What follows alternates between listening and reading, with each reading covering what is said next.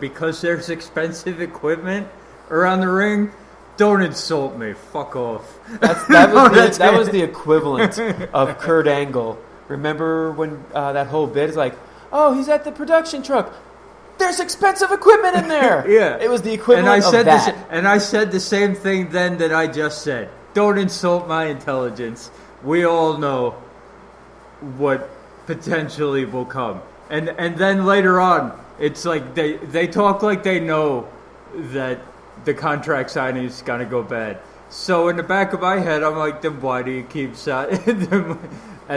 the general manager, why do you keep booking him? If you know that something's going to go down. It's like, once again, don't insult my intelligence. One thing I like about that is that it was definitely, they called it out on it. Because even the last time there was a contract signing for AJ Styles, Samoa Joe attacked him, which he brought up. He's like, okay, we usually know how these things go. Where is he? Oh, he's on the screen. Okay, well, yeah, here, that was the I signed my deal, and now, wait, where are you? Are you Styles? Oh, hell. That was the point. That was the point where it actually started, where I got interested in the contract signing was when he came up on the video board. Because before that, I was like, don't insult my intelligence by telling me this is going to go bad. We all know it's going to go bad. Even you two know it's going to go bad. So yeah, they called it out. I actually think that's bad move. But once he came up on the screen and basically did a home invasion, it's like, oh shit, Daddy's home. Go. Daddy's home. Cut to black. It's like, I love that. Yeah, I love that it cut to black. That was great. That was just like, holy shit. I got to see what happens next week. And then AJ Styles plays the part well of, no, Joe, what are you doing? Joe, what are you doing? Stop it. What are you doing? Come on, man. You're crazy. It's one thing doing it in the ring, but it's another it's one thing doing it in the arena. Okay, it's another thing going to the man's house. And that's what I kind of liked, that the fact that they said, "Oh, I'm going to go to your house," like last month. Yeah.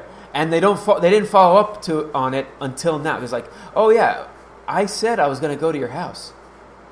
I'm already here." Yeah. And that's sick.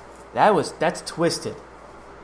And continuing on the more personal level, you have Daniel Bryan being a special guest, opening the show, being on a special guest of Truth TV. And I must say, Carmella and R-Truth, these two should have been paired up a long time ago. Oh yeah, I will stand by it. She should have been nowhere near the SmackDown Women's Title picture. But now she's exactly where she needs to be. Were you amused when they stood up in the middle of Daniel Bryan's promo and said 7-second dance? 7-second dance break. That was. I have to say, I actually chuckled a lot, because even Daniel Bryan seemed to like have a legit response, like, "Oh shit, you really were having a dance break." Okay, all right. But it was kind of like Daniel Bryan. As some put it, that was talking smack Daniel Bryan. Yeah, and that's what people loved about it. And then The Miz came out and just said, the difference between you and me, Brian, is that you're a man of morals. I don't care what I need to do to win, as long as I win. And he proves that in his match with R-Truth, which apparently for the rights of Miz TV. For the rights of the TV show, because apparently that was supposed to be Miz TV, but R-Truth took it over. Whatever. Apparently that became a thing. Yeah. And why not? And he used that with the whole thing of doing whatever it takes to win. Thumb to the eye, R-Truth's crushing finale, and to rub that in, adding to continuing the personal level between the two, running knee. And especially going back over the last two pay-per-view matches where The Miz did anything and everything it took with to win. With the brass knucks. With the brass knucks, and then Maurice with the ropes. So it's like, I know you're trying to shut that match out of your head, but yeah, it needed to be brought up. So that's unfortunately it did. Yeah, so once again, adding another wrinkle to the feud and Also, the fact that it's for the number one contendership. For the WWE Championship, exactly. For the WWE Championship. So here we go.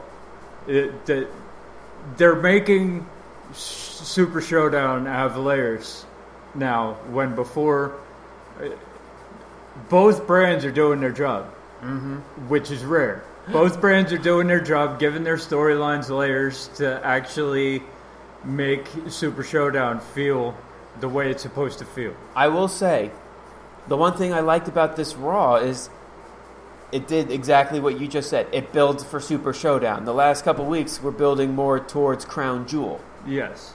So in that point, they're just like, yeah, Super Showdown's happening, but we honestly don't care about it. This week, they actually did care about it. And guess what? It was actually a more intriguing show this week, even though it was the lowest rated show in WWE history. Or lowest rated Raw in WWE history. Well, after the last 2 weeks, are you really surprised? No, not at all. Yeah. I just had to bring that up. But yeah, and then for back to SmackDown, you had Sheamus and Cesaro. You had Sheamus defeat Big E in another good match. And I like the fact it kind of it makes me feel like the New Day is going to win the feud. Mm-hmm. Obviously, because the Cesaro and Sheamus have won back-to-back weeks clean as a whistle. Mm-hmm. So it's gonna be a very good it's match. good. It's two good matches leading up to a good tag team match, but it's not really intriguing anymore in the sense of we have a good idea of how this is going to end. Mm-hmm. In the fact that Cesaro and Sheamus as singles competitors are up 2-0 on this team. The New Day is obvious is the tag team is going to take it as the tag team. Mm-hmm. So it's not really intriguing anymore. But as long as we get the good match, as long as we get good wrestling out of it, yeah. But we know we're going to be because they're 4 amazing wrestlers. Exactly. And remember when we couldn't say that about Sheamus? I never said that about Sheamus. I always thought he was a good wrestler. Well, I always thought he was a good wrestler, but you always had that contingent that, he was brought up by Triple H. He's Triple H's boy. No matter, it's and that's the whole stigma with the people with back in the day Triple H, not the NXT Triple H. Mm-hmm. So back in the day, Triple H's boys would come up, and you'd have the Sheamus winning his first title by falling through the that's Vince McMahon booking. Yeah, that is. So, I never blame Sheamus. I blame poor booking. It's over the last few years where Sheamus for me has come into his own. Mm-hmm. Like there's never been a question in the last couple years. Cesaro made him a better wrestler. Yeah, when they were feuding. Oh yeah, that was I think that was the best feud that Sheamus has ever had, and so it only makes sense to team them up. Exactly, and it's been glorious ever since. And the New Day. Need we say more? They needed a new lease on life, and moving to SmackDown has done that, and put these two teams together, and you're gonna have a good match. So, not really intriguing, but you're gonna get a good show out of it. So I said my bit with Raw versus SmackDown Live. What about you? I'm gonna say they break even. That's fair. Because they both did good things. They both had things that I didn't like. So it's very rare. On this show, I don't think it's ever happened where that you broke even. That any of us have broke even. No, I broke even. Oh, okay. Mm-hmm. But I have. I've never broken even. But I enjoyed both shows. I enjoyed both shows this week. I enjoyed both shows too. And after saying the fact that once I turned it off, it was nothing more than a chore. It's a relief to say that. Yeah, it is a real relief to say that I really enjoyed this week. It's a relief to turn off Raw and SmackDown and have things to think about.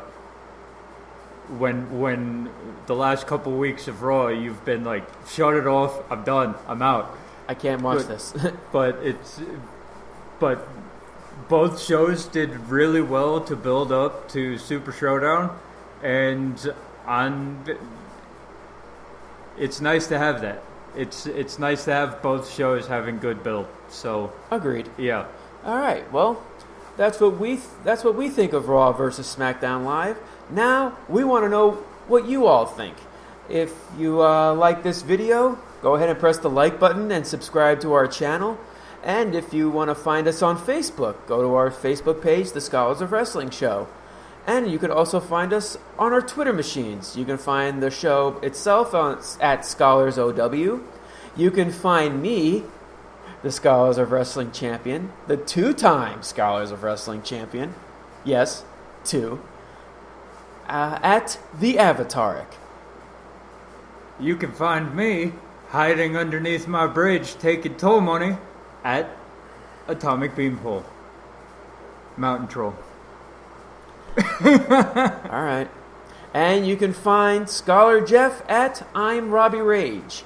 So, until then, we're getting set. We're getting a nice slow build for Super Showdown. It's actually turning out to be a show with layers. We like a show with layers. We do like a show with layers. Because we are the Scholars of Wrestling, and you have just been schooled. You're welcome. See you next week for the Super Showdown prediction show. Hopefully, Scholar Jeff will join us this time. Haha. No, No. he's not going to join us. No.